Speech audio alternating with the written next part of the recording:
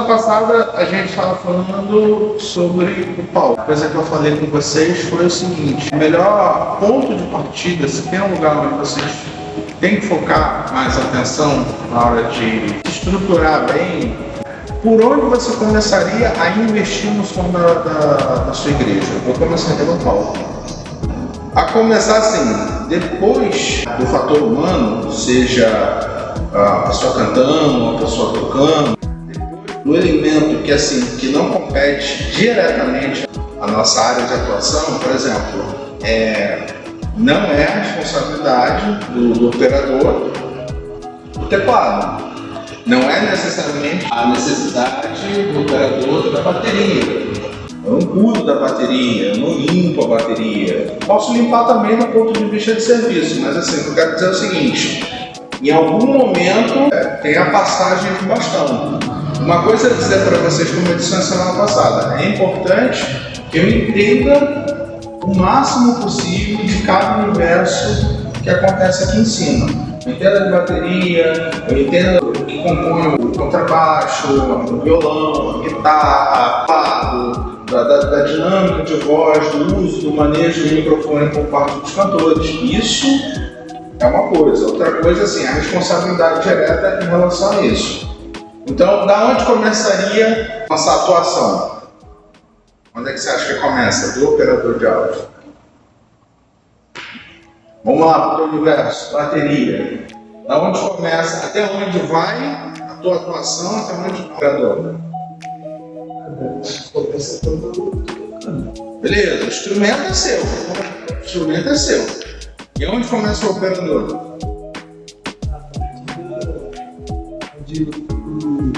As partes dos instrumentos está microfonado. Exatamente.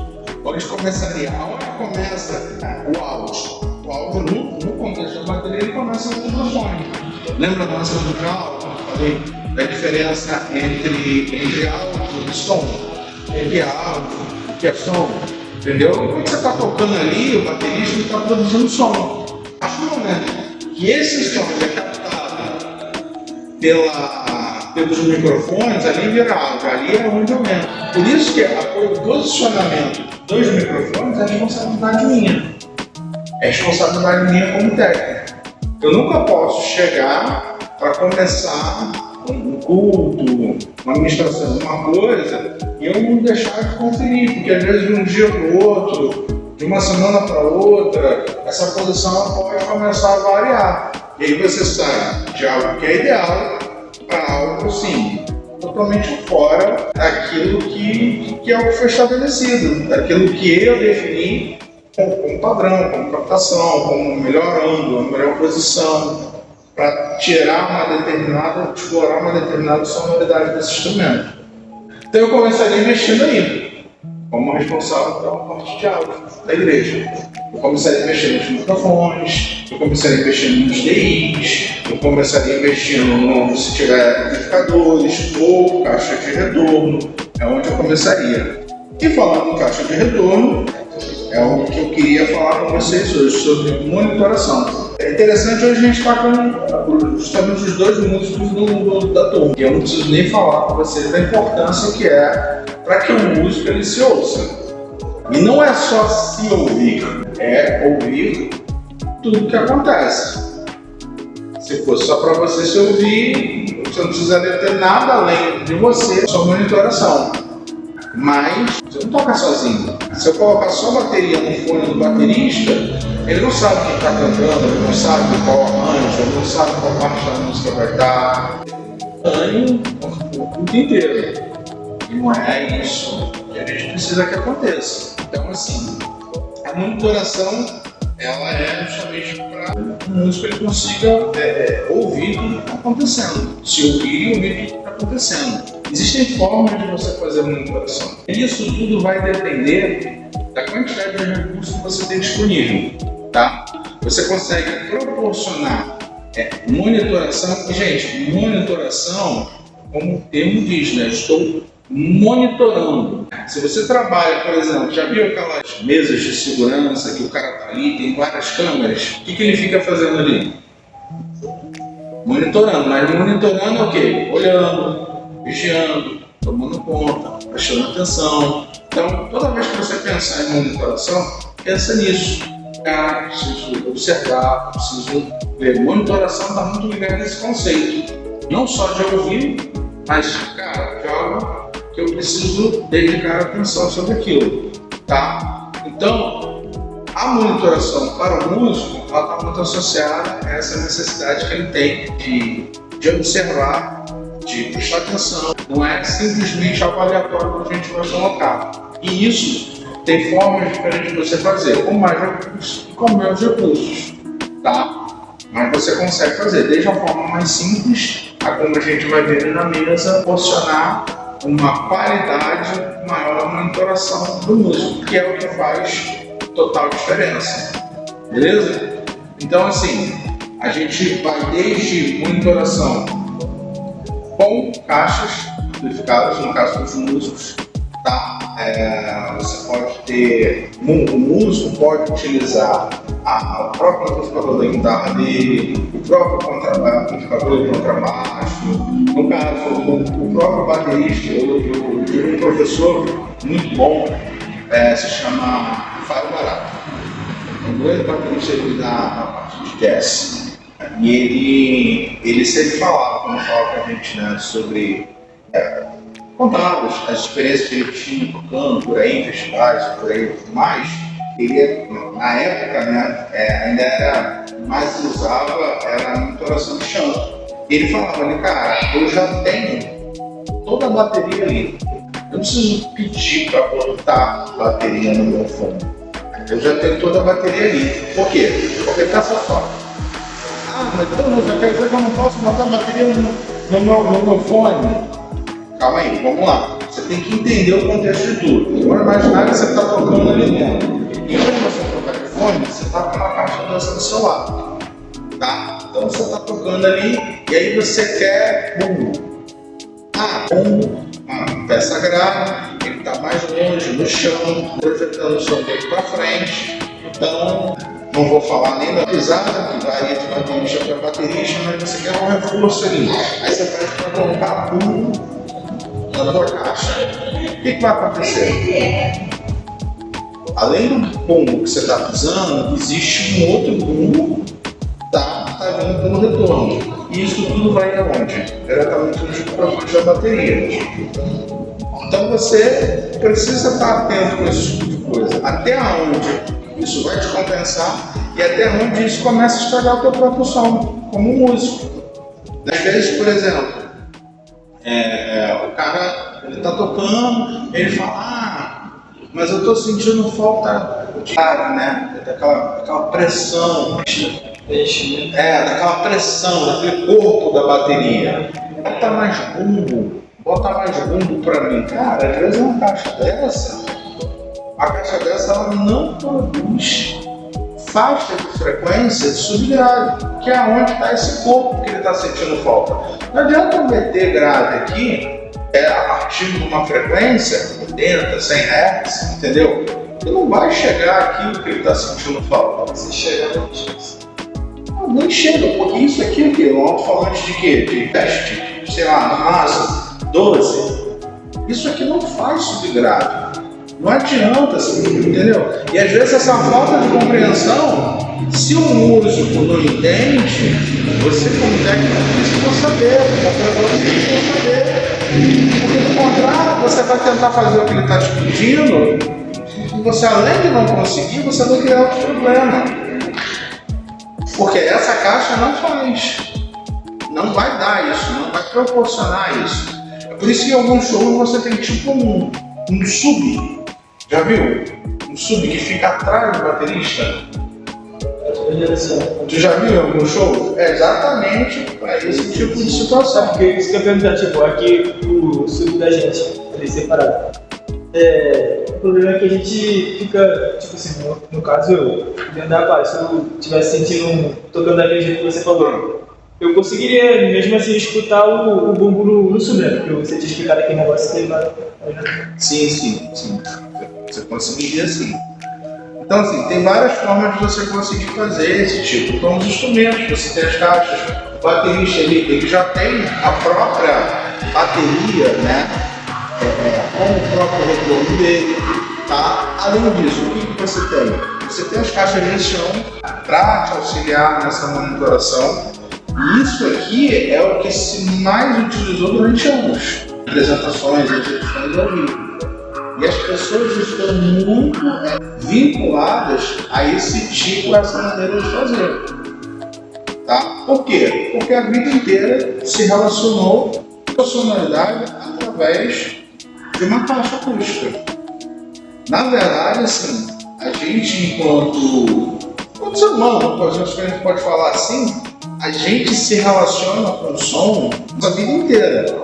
A gente pode não saber, não entender muita coisa, mas a gente já tem uma percepção dentro da gente. Não é à toa que acontece. Quando você escuta a sua voz no WhatsApp, você tende a achar o quê? Estranha.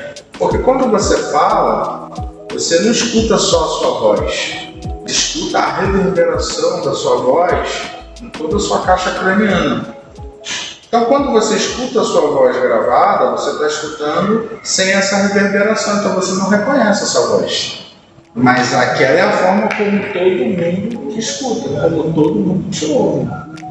Porque você não está... Você está ouvindo a sua voz, só que sem a reverberação. Isso faz com que você ache tudo. Então você vê como a gente tem uma experiência, como a gente tem um envolvimento com isso. E aí você pega um cara que aprendeu a tocar ouvindo o retorno do chão, chega para ele dar um fone, cara, você tem que se esforçar e entregar uma qualidade o melhor possível. Porque naturalmente isso vai ser um processo de transição e vai ser um processo desconforto, porque toda mudança gera desconforto. Porque toda mudança tem uma adaptação. O importante é você não parar a adaptação. Daí existe uma série de coisas que é importante. Por exemplo, assim como a caixa tem determinadas frequências, lembra que eu estava dando aquele exemplo agora? O cara quer o corpo da bateria e aí pede para colocar bumbo, e o bumbo não vai entregar esse corpo porque essa caixa não reproduz. O fone também não reproduz todas as frequências. Tá? Existem dois tipos de fone. Você tem um headphone, que são aqueles fones maiores, tem a vedação do isolamento por fora, acho que vocês têm lá na mesa. O isolamento ele é por fora, e você tem os fones auriculares, ears, tá? Que ele é intra-auricular, ou seja, ele trabalha dentro da sua orelha. A vantagem desse fone, aí tem vantagem, qual que é o melhor? Isso depende muito da tua usabilidade.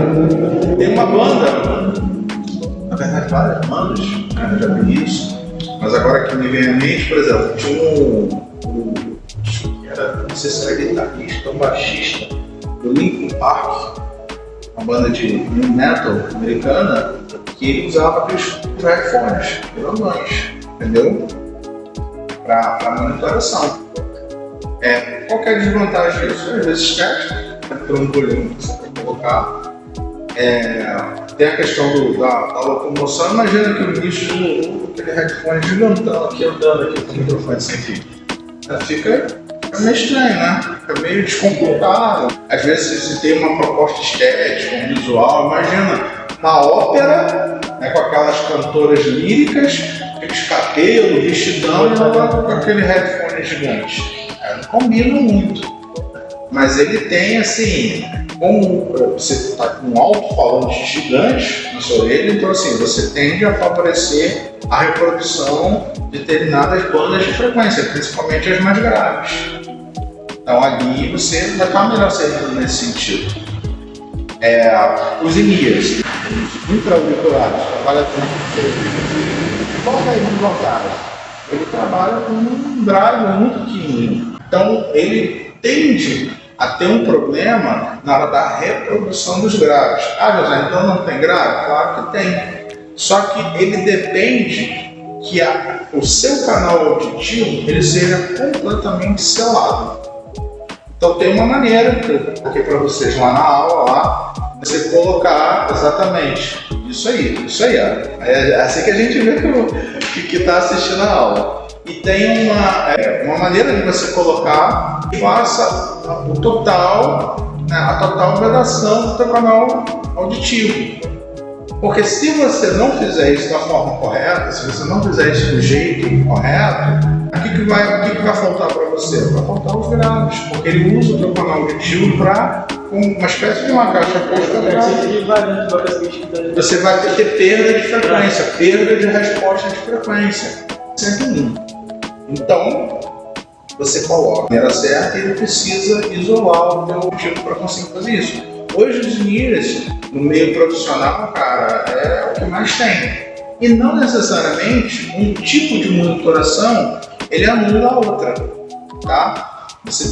Eu já cansei de ver o cara tocando, ou baixista. Ele tem o amp dele, até porque o amp a gente usa como monitoração, mas ele é essencialmente a composição do timbre do instrumento. Lembra que na aula passada eu falei sobre ambiência, sobre a guitarra? Que o som da guitarra, ele é o somatório da guitarra, pedal, mais amplificador. E o amplificador ele tem um papel importante porque ele traz a ambiência.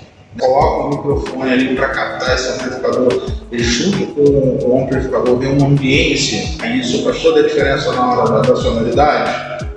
Lembra disso? Já cansei de ver ele com o amp dele, na frente dele com uma caixa de retorno, tá? E ele de in-ear. E tem as três realidades ali. Isso só mostra o quê? O quão importante é quando você fornecer a melhor qualidade possível de monitoração. Porque se eu tenho in-ear, se eu tenho o contrabaixo, por que eu dei esse exemplo do contrabaixo? Porque o contrabaixo é um dos principais problemas quando você começa a falar de uma monitoração. Porque, por exemplo, o contrabaixista, e aí por isso a gente precisa, de novo, entender a realidade um pouquinho do universo de cada um. Porque o contrabaixista, o que ele está acostumado? Tocar com o quê? Sentindo, cara. Você tira isso do cara, o cara fica perdido.